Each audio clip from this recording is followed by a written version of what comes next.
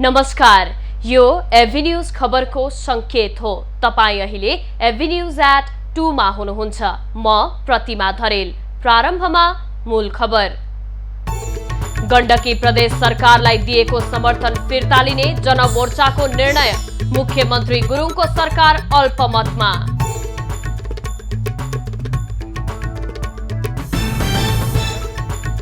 आफूले लकडाउनको धम्की नदिएको प्रधानमन्त्री ओलीको स्पष्टीकरण। एमसीसी संसदमा पेश नगरेको भन्दै सभामुख प्रति पोखे आक्रोश। सरकारद्वारा मेरो कित्ता नामक नयाँ कार्यक्रमको शुभारम्भ। डिजिटल प्रविधिबाट जग्गा जमिन आफू बसेकै ठाउँबाट हेर्न सकिने। भारतमा पछिल्लो 24 घण्टामा 1,84,000 बढी कोरोना संक्रमित थपिए। 1,027 जनाको मृत्यु।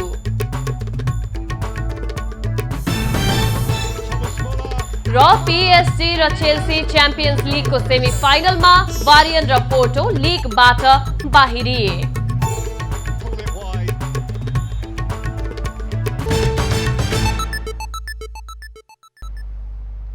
अब खबरको सिलसिला प्रारम्भ गरौं समर्थन फिर्ता सम्बन्धी प्रसंगबाट। राष्ट्रिय जनमोर्चाले गण्डकी प्रदेश सरकारलाई दिएको समर्थन फिर्ता लिने भएको छ। चित्रबहादुर केसी नेतृत्वको राजमोर्चाले मुख्यमन्त्री पृथ्वी सुब्बा गुरुङको अविश्वास प्रस्तावको पक्षमा मतदान गर्ने निर्णय गरेको हो। राष्ट्रिय जनमोर्चाले समर्थन फिर्ता लिएसँगै गण्डकी प्रदेश सरकार अल्पमतमा परेको छ। बुधबार जनमोर्चाका अध्यक्ष केसीले प्रेस वक्तव्य जारी गरेर प्रदेश सरकारलाई दिएको समर्थन फिर्ता लिएको घोषणा गरेका हुन्।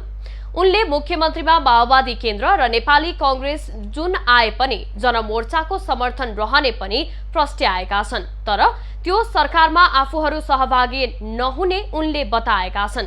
गण्डकी प्रदेशमा राष्ट्रिय जनमोर्चाका 3 प्रदेश सभा सदस्य रहेका छन्। प्रधानमन्त्री केपी ओलीले आफूले लकडाउनको धम्की नदिएको स्पष्टीकरण दिएका छन्।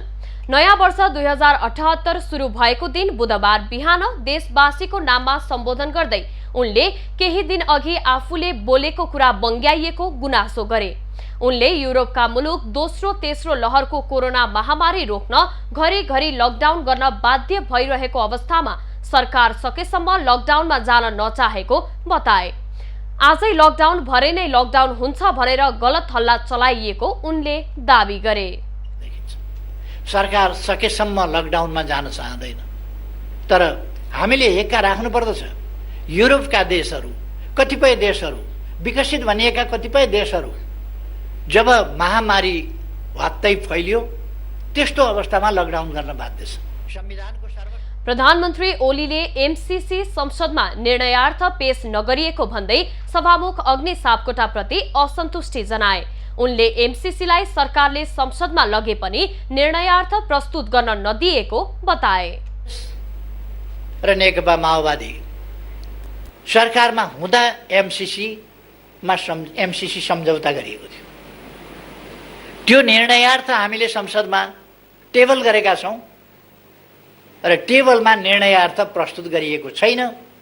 हामी त्यसको माग गरिरहेका छौं र त्यसरी सरकारले प्रस्तुत गरिसकेपछि निर्णयार्थ प्रस्तुत नगर्ने भनेको संवैधानिक कुनै अधिकार कसैसँग हुँदैन, त्यो गर्नै पर्ने हुन्छ। तर संविधानै नमान्ने, जिद्दी गर्ने त्यो प्रवृत्ति हामी झेलिरहेका छौं। प्रधानमन्त्री ओलीले प्रतिकूलताको बीच पनि सरकारले असाधारण काम गरेको दोहोर्याए। केही भएन भनेर जनतामा निराशा बढाउने काम भएको भन्दै उनले आफ्नो नेतृत्वको सरकारले जनतामा आशा जगाउने काम गरेको बताए। गरेका छौं। कतिपय कोणहरूबाट केही पनि भएन, केही पनि भएको छैन भन्ने हल्ला चलाउने, जनतालाई निराश बनाउने, जनतामा असन्तुष्टि भड्काउने प्रयासहरू भइरहे पनि सरकार त्यसबाट किञ्चित विचलित भएन। हामीले आशा जगाउने कामहरू, जनतामा आशा जगाउने कामहरू र सरकारका क्रियाकलापहरूप्रति भरोसा जगाउने कामहरू र भविष्यप्रति आशा र विश्वास जगाउने कामहरू लगातार गर्यौं। प्रतिदिनमा 5 किलोमिटर भन्दा बढी बाटो निर्माण गरिरहेको र एक दिनमा कम्तीमा 12 वटाको दरले आवास बनेको उनले बताए। सामाजिक सुरक्षा भत्ता महिनाको 100 बाट सुरु गरेको स्मरण गर्दै उनले त्यो भत्ता दिनको 100 मा पुगेको बताए। आउँदो बजेटमा सामाजिक सुरक्षा भत्ता वृद्धि गरिने उनले बताए। करिब 60 लाख सामाजिक सुरक्षामा आबद्ध भएको जानकारी पनि उनले दिएका छन्। नयाँ वर्ष सुरु भएसँगै सरकारले मेरो कित्ता नामक नयाँ कार्यक्रमको शुभारम्भ गरेको छ। यस कार्यक्रम लागू भएपछि जो कसैले डिजिटल प्रविधिबाट आफ्नो जग्गा जमिन आफू बसेकै ठाउँबाट हेर्न सक्नेछन्। नयाँ वर्षको अवसरमा देशवासीको नाममा सम्बोधन गर्दै प्रधानमन्त्री ओलीले नयाँ वर्षमा नयाँ कार्यक्रमको शुभारम्भ गरेका हुन्। यस नयाँ वर्षमा हामी नयाँ नयाँ कामहरू थालना गर्दैछौँ। अब केही समयपछि मेरो कित्ता भन्ने कार्यक्रम जो किसानहरूका लागि आफ्नो धनी पूर्जा, आफ्नो कित्ता आफू बसेकै ठाउँबाट एप्सबाटै हेर्न सक्ने गरी मेरो कित्ता कार्यक्रम शुभारम्भ हुँदैछ। यस कार्यक्रमको केही घण्टाभित्रै त्यस्तै प्रधानमन्त्री ओलीले विभिन्न भूमिकामा रहेर राज्यलाई योगदान पुर्याएका र लोकतान्त्रिक आन्दोलनमा योगदान गरेका व्यक्तिहरूलाई प्रतीकात्मक ढङ्गले सम्मान गर्ने कार्यक्रम रहेको पनि जानकारी दिए। बालबालिका सडक मानव र सडकमा भिक्षामदेही भन्ने स्थिति अन्त्य गर्ने त्यो कुराहरू पुरा गर्छौँ भनेर भनेका छौँ। अहिले नै 77 सालमै हामीले क्याम्पेन चलाएर, अभियान चलाएर सडक बालबालिका र सडक मानव नरहेको स्थिति बनाइसकेका छौँ। पूर्ण रूपमा हामी प्रधानमन्त्री ओलीले सरकार नयाँ उत्साह र नयाँ आत्मविश्वासका साथ नयाँ वर्षमा प्रवेश गरेको भन्दै सुरु गरेका कार्यक्रमलाई पूरा गर्ने, अपूर्णतालाई पूरा गर्ने र नयाँ कार्यक्रमहरू सुरु गर्ने उद्घोष गरे। आज विक्रम सम्वत 2078 साल वैशाख 1 गते नयाँ वर्षको पहिलो दिन नेपालभर आपसमा शुभकामना आदान प्रदान गरी हर्षोल्लासका साथ मनाइँदैछ। आज सूर्यले मीन राशिको भोग समाप्त गरी मेष राशिबाट भोग सुरु गर्ने दिन वैशाख संक्रान्ति अर्थात् मेष संक्रान्ति तथा वर्षको जेठो दिन पनि हो। सूर्यको गतिसँगै चल्ने भएकाले विक्रम सम्वत शाश्वत भएको नेपाल पञ्चाङ्ग निर्णायक समितिका पूर्व अध्यक्ष प्राध्यापक डाक्टर माधव भट्टराई बताउँछन्। सूर्य मेष राशिमा प्रवेश गर्दा सुरु भएर मीन राशि छोड्दा यो सम्वतको पुरानो वर्ष सकिएर नयाँ वर्ष सुरु हुने भएकाले वैज्ञानिक रहेको विद्वानको भनाइ छ। सौरमान र चन्द्रमानको समन्वय पनि यो सम्वतमा भएको छ। कलियुग सुरु भएको 3044 वर्षपछि विक्रम सम्वत सुरु भएको हो। हरेक व्यक्तिले आज गत वर्ष गरेका कामको सफलता र असफलता मूल्याङ्कन गरी असफलता दोहोरिन नदिने र सफलता प्राप्त गर्न योजना निर्माण तथा संकल्प गर्ने गर्दछन्। आज बिहानै नुहाउने, घर कोठा आँगन सफा गर्ने, मिठो मसिनो खाने, साथी संगति तथा इष्टमित्रसँग भेटघाट गरी आपसमा शुभकामना आदान प्रदान गर्ने गरिन्छ। विश्वका जुनसुकै कुनामा बस्ने नेपालीले वैशाख 1 गतेलाई नयाँ वर्षका रूपमा मनाउने गर्दछन्। राष्ट्रपति विद्यादेवी भण्डारीले नयाँ वर्ष 2078 का अवसरमा स्वदेश तथा विदेशमा रहेका नेपालीमा शुभकामना सन्देश दिएकी छन्। राष्ट्रपति भण्डारीले वर्ष 2077 राजनीतिक, सामाजिक र आर्थिक विकासका दृष्टिले उपलब्धिपूर्ण रहेको बताएकी छन्। नेपालको कालापानी, लिपुलेक र लिम्पियाधुरा समेटिएको राजनीतिक नक्सा सहितको निशान छाप परिवर्तनका लागि संविधान संशोधन गर्न सम्पूर्ण राजनीतिक दलहरू बीचमा मतैक्य कायम हुनु, केही राजनीतिक समूह सशस्त्र विद्रोहको बाटो परित्याग गरी शान्तिपूर्ण मार्गमा आउनु महत्त्वपूर्ण राजनीतिक उपलब्धि भएको उल्लेख गरेकी छन्।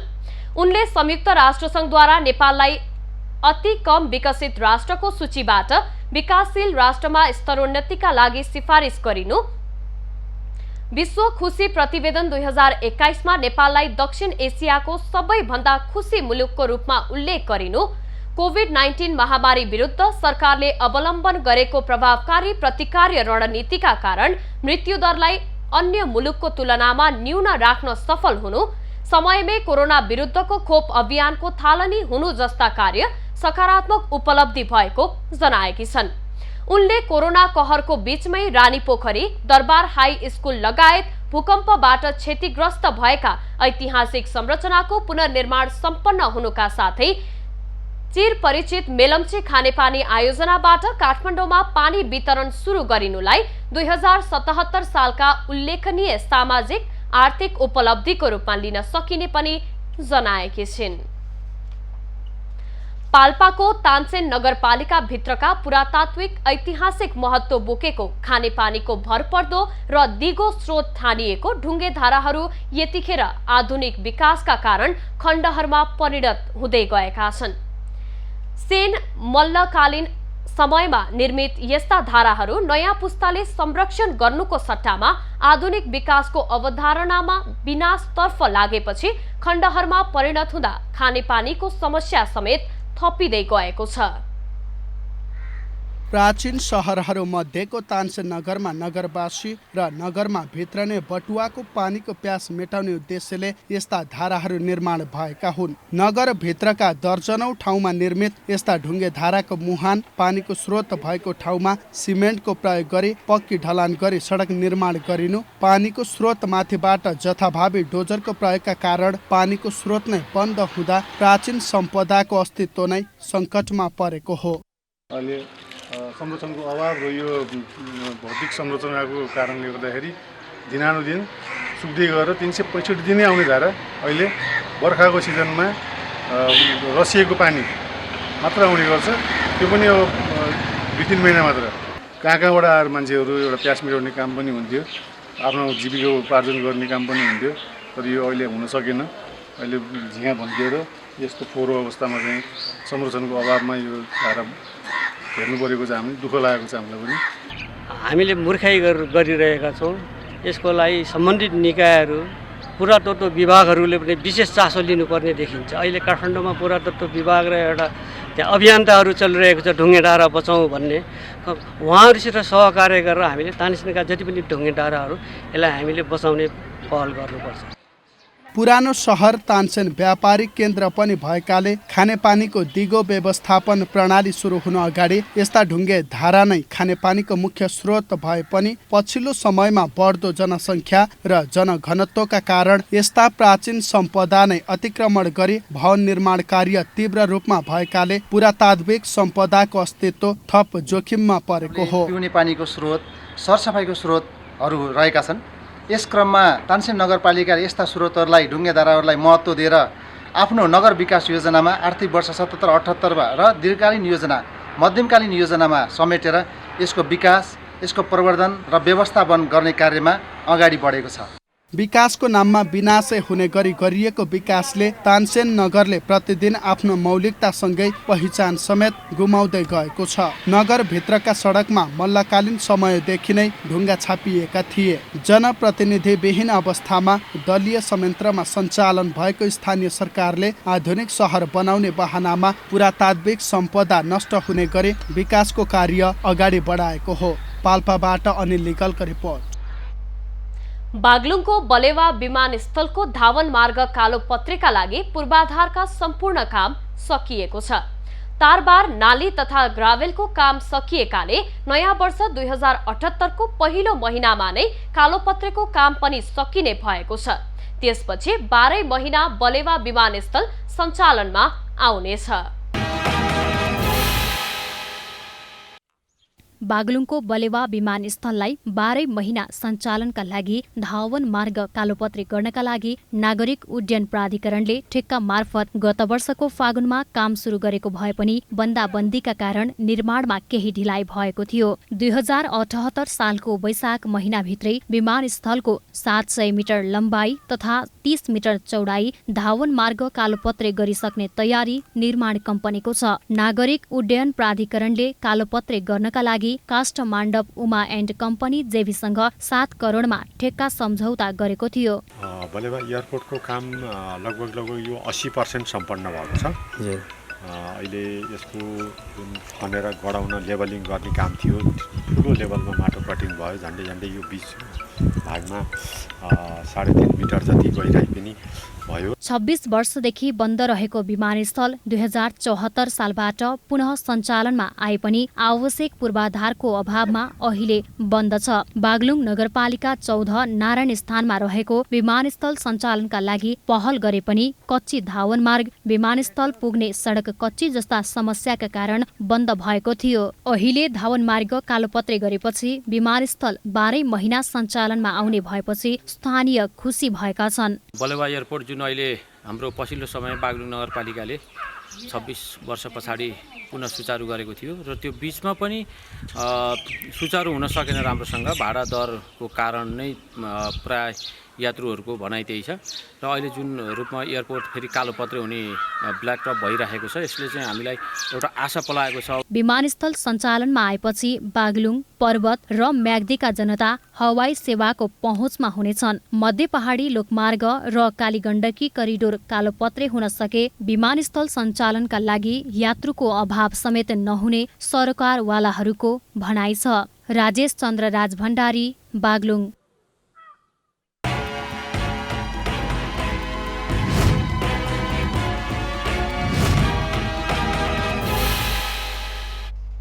खबरको सिलसिला अझै जारी छ, हामी सँगै रहनुहोला। अब बाँकी खबर। हामी कोरोना कहरमा छौं, अझ भनौं हामी कोरोना कहरको दोस्रो चपेटामा परिसकेका छौं। यससँगै कोरोनाको संक्रमण कम गर्न संक्रमितको उपचारमा संलग्न कोरोनासँग निरन्तर जुधेर मानव सेवामा लागेकाहरूको सक्रियता अझै बढेको छ। यसै सन्दर्भमा दर्जन बढी कविहरूले चन्द्रागिरी डाँडामा पुगेर अग्र मोर्चामा खटिएकाहरूमा समर्पित भएर कविता वाचन गरेका छन्। कविहरूले आफ्नो रचना मार्फत अग्र मोर्चामा खटिएकाहरूको मनोभाव र मानवताको मुक्त कण्ठले गरेको प्रशंसा र सम्मान आजको हामीलाई भन्नु छमा।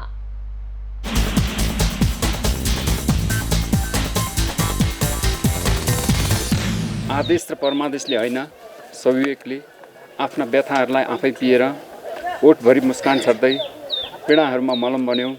सन्नाटा छाएका रातहरूमा आफै जलेर उज्यालो छर्यो र त महान योद्धा बन्यो।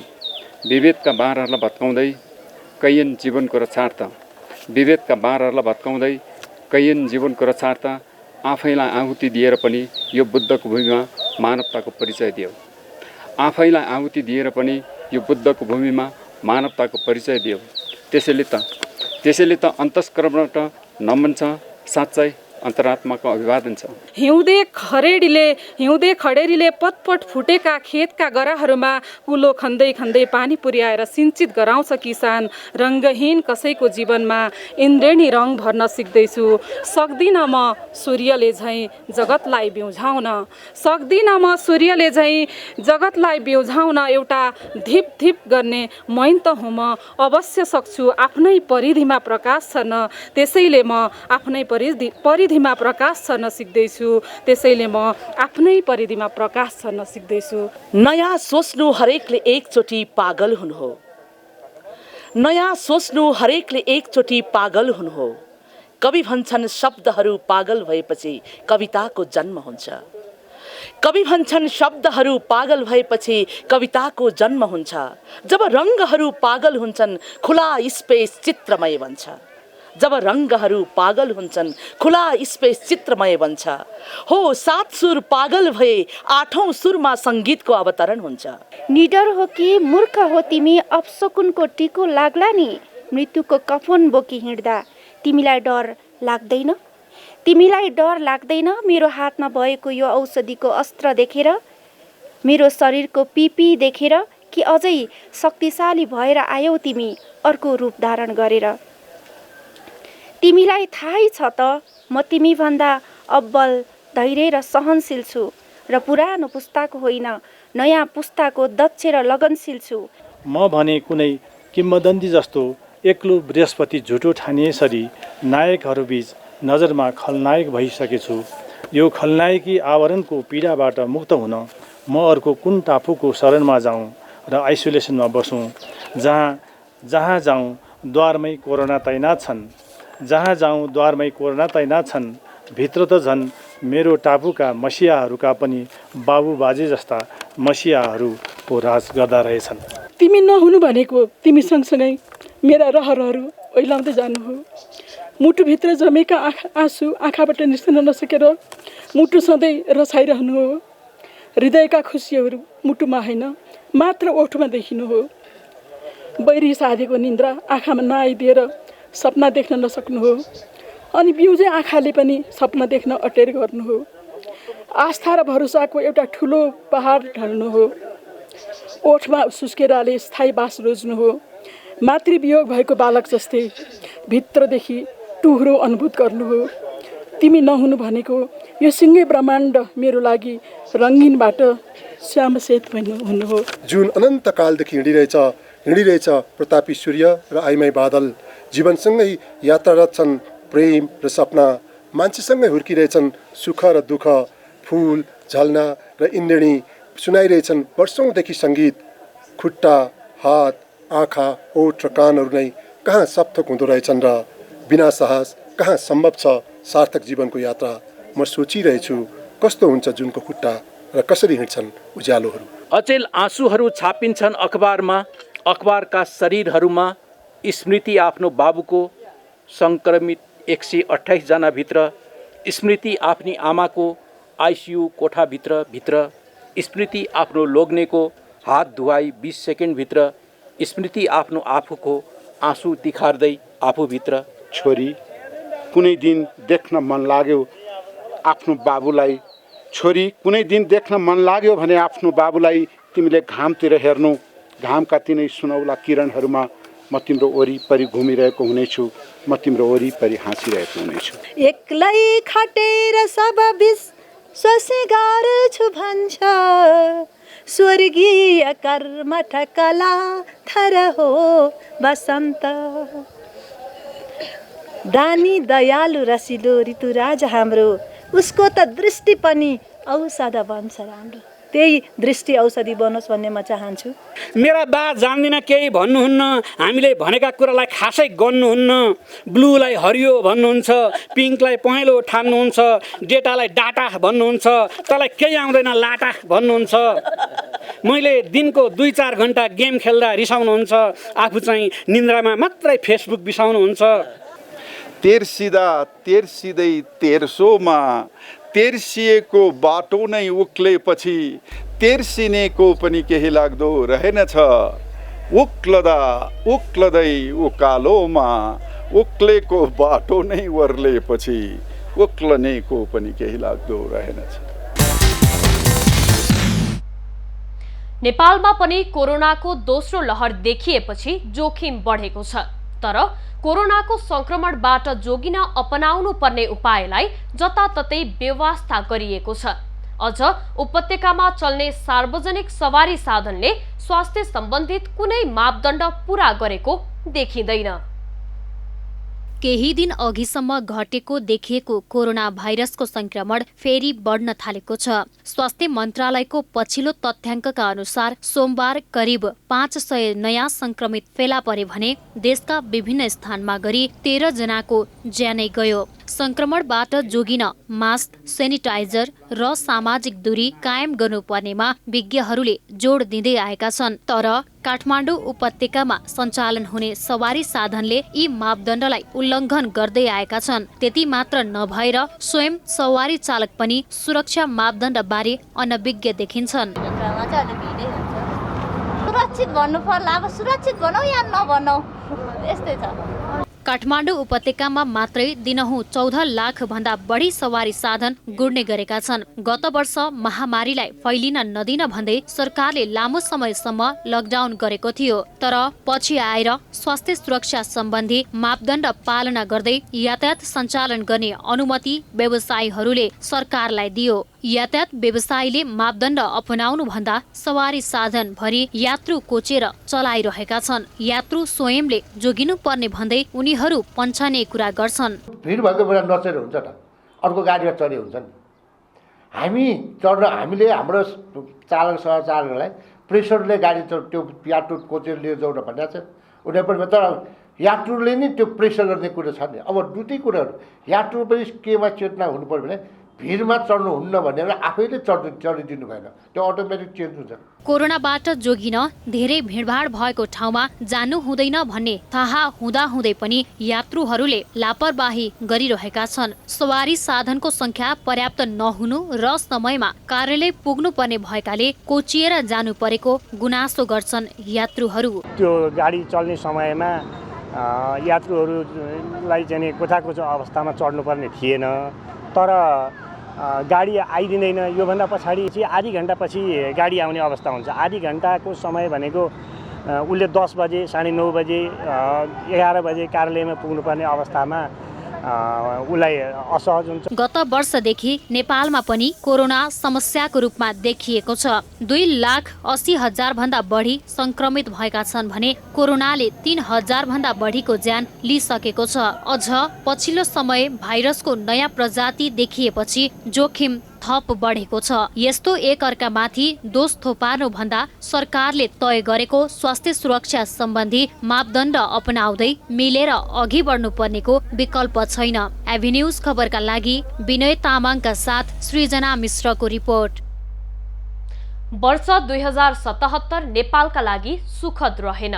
चीनको वुहानबाट सुरु भएको कोरोना महामारी नेपालमा समेत फैलदा देशले मानवीय स्वास्थ्यका साथै आर्थिक सङ्कट पनि सहनु परेको छ।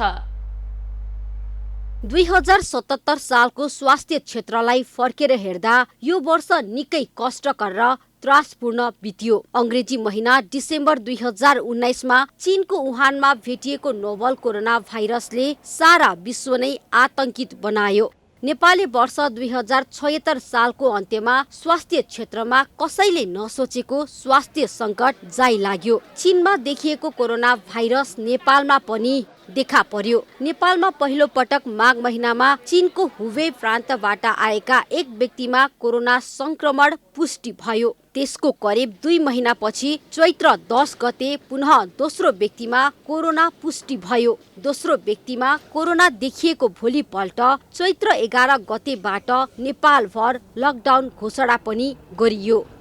2077 सालको सुरुवात नै लकडाउन सँगै भयो। नयाँ वर्ष नयाँ उमङ्ग र जोसका साथ हुनु पर्थ्यो, तर 2077 सालको सुरुवात कोरोना महामारीको डर, त्रास र लकडाउन सँगै सुरु भयो। लकडाउन बढाउँदै साउनको पहिलो हप्तासम्म कायम गरिएको थियो। त्यसपछि कतिपय स्थानमा प्रतिबन्ध र निषेधाज्ञा भने जारी नै रह्यो। कोरोनाको संक्रमण बढ्दै गएका कारण मानिसहरू घरभित्रै बस्न बाध्य भए। मानिसहरूको जीवनशैली निष्क्रिय जस्तै बन्न पुग्यो। यहाँसम्म कि कतिपय स्वास्थ्य जाँचका लागि अस्पताल पुग्नु पर्ने कतिपय बिरामीहरू समेत घरभित्र लामो समय बस्दा समस्या झन बल्झिएर गम्भीर अवस्थामा पुग्न बाध्य भए।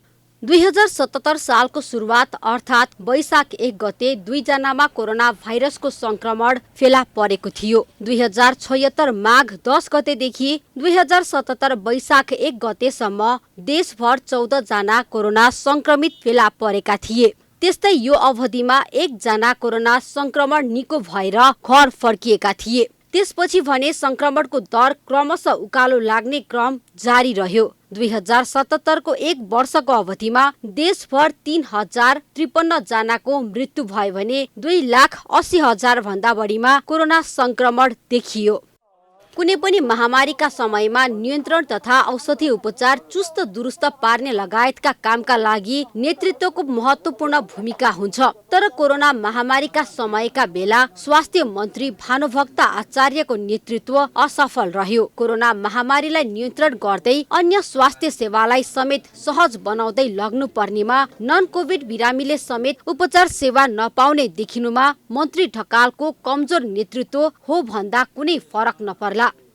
प्रधानमन्त्री केपी शर्मा ओलीले मौजूदा मन्त्री परिषद विस्तारसँगै केही मन्त्रीहरूको जिम्मेवारी हेरफेर गरे। सोही अनुसार स्वास्थ्य मन्त्रालयको जिम्मेवारी हृदेश त्रिपाठीले पाए। पुस 10 यता स्वास्थ्य मन्त्री भानुभक्तको स्थानमा हृदेश त्रिपाठी स्वास्थ्य मन्त्री पद सम्हाल्दै आएका छन्। कोरोना महामारीका बीच विश्वका विभिन्न मुलुकमा खोपले सफलता हासिल गरिसकेको थियो। साथै केही देशहरूमा आपतकालीन प्रयोजनका लागि खोपको प्रयोग समेत भइसकेको थियो। विश्वका अन्य मुलुकहरूमा खोपले सफलता हासिल गर्दा र खोप प्रयोगमा आउँदा नेपालमा पनि खोप कहिले आउँछ भन्ने चासो बढेको थियो।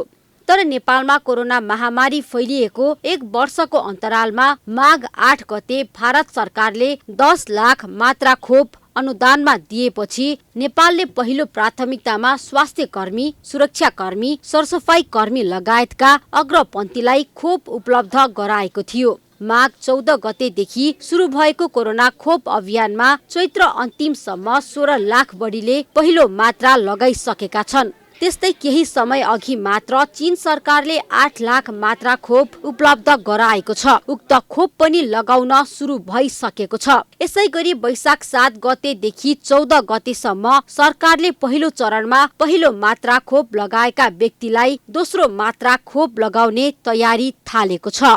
केही समय अघि नेपालमा कोरोना संक्रमण नियन्त्रणमा आएको थियो। तर छिमेकी मुलुक भारतमा कोरोना संक्रमण बढेपछि नेपालमा पनि यसको असर देखिएको छ। नेपालमा पनि केही साता यता कोरोना संक्रमितको संख्या फात्तै बढ्न थालेको छ। साथै अस्पतालमा चिकित्सक खालका बिरामीको संख्या समेत बढेको छ। स्वास्थ्य मन्त्रालयको चैत्र 31 गते 2077 सालको अन्तिम दिन कोरोना संक्रमितको तथ्याङ्क हेर्दा गत 24 घण्टामा 460 नयाँ संक्रमित थपिएका छन्। गत वर्ष नयाँ वर्षको सुरुवात लकडाउनबाट सुरु भएको थियो भने यो वर्ष भने कोरोनाको दोस्रो लहरबाट 2078 सालको नयाँ वर्षको सुरुवात भएको छ।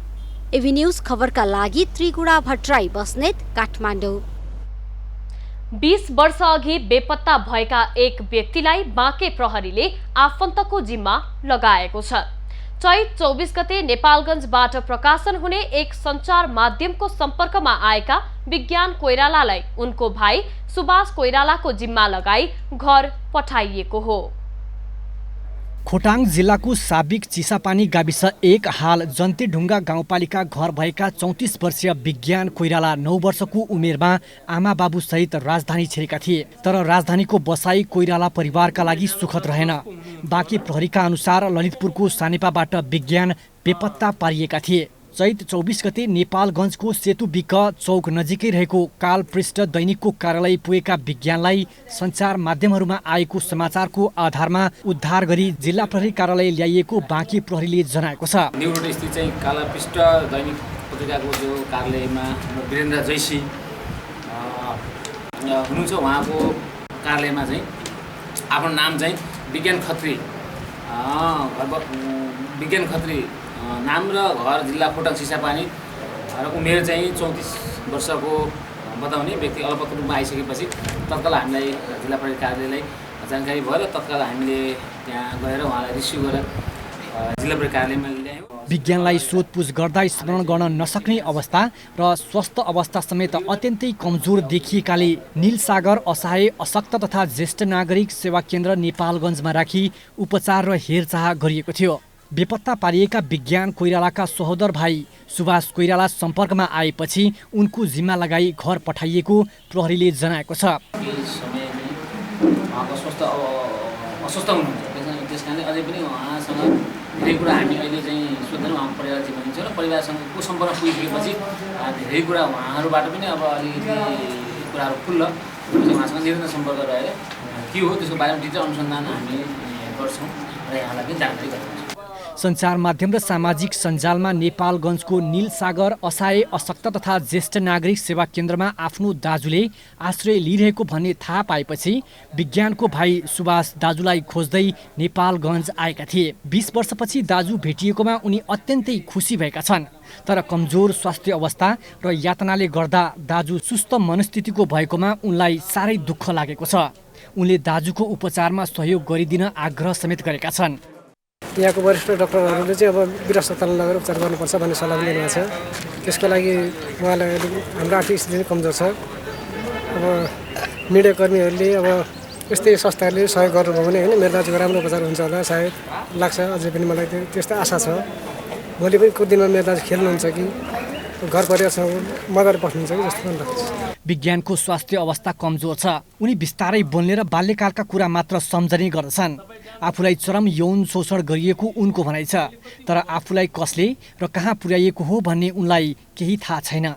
विज्ञानलाई कसले बेपत्ता पारेको हो र यो अवस्थामा पुर्याउने जिम्मेवारहरूलाई प्रहरीले खोजी गरिरहेको जनाएको छ। नेपालगञ्ज ब्युरोको रिपोर्ट। कञ्चनपुरको बेलौरीमा उखु कृषकहरूलाई कृषि यन्त्र उपकरण वितरण गरिएको छ। मुख्यमन्त्री नमुना कृषि गाउँ उखु कृषक समन्वय समिति बेलौरीले सम्बद्ध सबै उखु किसानहरूलाई अनुदानमा कृषि यन्त्र तथा उपकरण वितरण गरेको हो। सुदूरपश्चिम प्रदेश सरकारको मुख्यमन्त्री एकीकृत कृषि तथा पशुपक्षी विकास कार्यक्रम र कृषि ज्ञान केन्द्र कञ्चनपुरको आर्थिक सहयोगबाट सञ्चालित मुख्यमन्त्री नमुना कृषि गाउँ उखु कृषक समन्वय समिति बेलौरीले कृषि उपकरण तथा कृषि यन्त्र हस्तान्तरण एवं सार्वजनिकीकरण कार्यक्रम आयोजना गरी उखु कृषकहरूलाई कृषि यन्त्र तथा उपकरण वितरण गरेको समितिले जनाएको छ। समूहले आफ्नै ढङ्गले चाहिँ परिचालन गर्छ। 15 देखि 20% रूपले चाहिँ जोताइमा छुट गर्ने अनि त्यस्तै चाहिँ अर्को चिजहरू प्रयोग गर्दा छुट गर्ने व्यवस्थाका साथ हामीले यी चिजहरूलाई चाहिँ सबैलाई सहज होस्, सबैले चाहिँ यसको पहुँच पुगोस् भन्ने अभिप्रायले यी सामग्रीहरूलाई चाहिँ समूह मार्फत वितरण गरेका छौँ। समिति मार्फत वितरण गरिएका ती कृषि यन्त्र तथा उपकरणहरूको प्रयोगबाट व्यावसायिक उखु खेती गर्ने कृषकहरू लाभान्वित हुने अपेक्षा गरिएको छ। कृषि क्षेत्रमा बेलौरी नगरपालिकाबाट समेत ठूलो बजेट विनियोजन गरिएकोले कृषकहरूलाई लाभ दिने गरी नगरपालिकाले कार्ययोजना बनाएको स्थानीय जनप्रतिनिधिहरूको भनाइ छ। यो आर्थिक वर्षमा हामी 4 करोडसम्म बजेट छुट्याउनु पर्छ कृषिमा भन्ने लाग्यो। तर कोभिडको कारणले हामी कोभिडमा बजेट राख्नुपर्ने कोभिड त्यस कारणले खर्च केटा गर्ने भएको हिसाबले हामी 2 करोडसम्म बजेट छुट्यायौँ। बेलौरी नगरपालिकाले थुप्रै धान गहुँ तरकारीको बिउ वितरण पनि गरेको छ, किनकि आफ्ना ठाउँमा आफ्नो आत्मनिर्भर बन्नको लागि बेलौरी नगरपालिकाले एकदम पहल चालेको छ। कृषकहरूको लागत मूल्य घटाएर उत्पादन र उत्पादकत्वमा वृद्धि गरी आयात प्रतिस्थापन र निर्यात प्रवर्धन गर्ने उद्देश्यले समितिमा आबद्ध व्यावसायिक उखु कृषकहरूलाई अनुदानमा यन्त्र तथा उपकरण वितरण गरिएको कृषि ज्ञान केन्द्र कञ्चनपुरले जनाएको छ। 2 वर्षसम्म हामीले यो यान्त्रिकरण भन्नाले सिँचाइ र अन्य यो खनजोतका यन्त्रहरूमा हामीले चाहिँ अनुदान उसमा सिँचाइकोमा 85% र तपाईँको यो इनपुटहरूमा 50% अनुदानका कार्यक्रमहरू रहे 2 वर्ष। अब यस्तो 3 वर्ष मात्रै कार्यक्रम हो, त्यसपछि तपाईँहरू सक्षम हुन्छ भन्ने हाम्रो सोच हो। गत वर्षदेखि बेलौरी नगरपालिका अन्तर्गत वडा नम्बर 10 मा सो कार्यक्रम लागू गरिएको हो। परम्परागत ढङ्गबाट खेती गर्नुभन्दा आधुनिक प्रणालीबाट खेती गर्दा कृषकहरूको जीविकोपार्जनमा सहज हुने र उद्योगहरूलाई समेत पर्याप्त मात्रामा कच्चा पदार्थ उपलब्ध गराउन सकिने हुँदा कृषकहरूले क्षेत्र विस्तार गर्नुपर्नेमा सरोकारवालाहरूले जोड दिएका छन्। एभी न्यूज खबरका लागि हरिश चन्द्र बाग, कञ्चनपुर। खबरको सिलसिला अझै जारी छ, हामी सँगै रहनुहोला।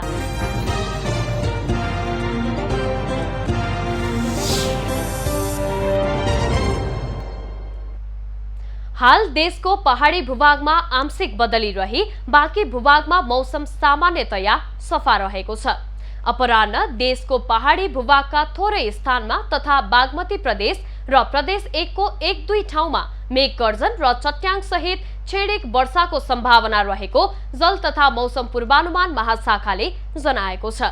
काठमाडौँ उपत्यकाको आजको अधिकतम तापक्रम 30 डिग्री सेल्सियस र न्यूनतम तापक्रम 14 डिग्री सेल्सियस बीच रहने अनुमान छ। आज सूर्योदय बिहान 5:40 भयो भने सूर्यास्त साँझ 6:28 हुनेछ। आज देशभरको मौसम कस्तो रहला त हेरौं देशका विभिन्न स्थानको अनुमानित मौसमी अवस्था।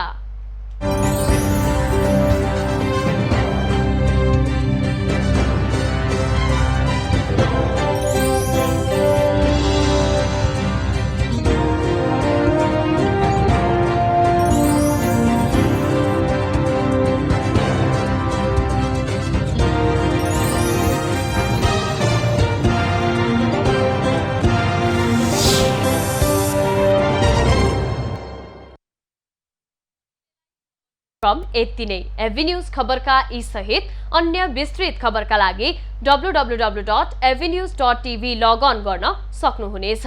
युट्युब, फेसबुक र ट्विटरमा पनि हामीलाई फलो गर्न सकिनेछ। खबरभित्रको खबरका लागि हेर्दै रहनुहोला एभी न्यूज खबर। नमस्कार।